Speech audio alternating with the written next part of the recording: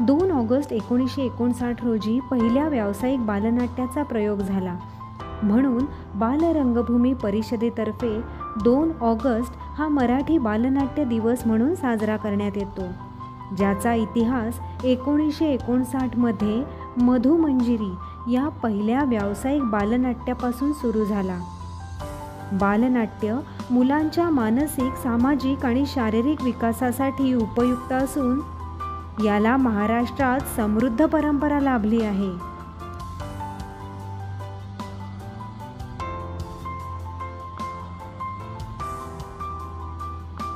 रत्नाकर मतकरी लिखित व सुधा करमरकर दिग्दर्शित मधुमंजिरी या बालनाट्याचा पहिला प्रयोग 2 ऑगस्ट 1959 रोजी झाला.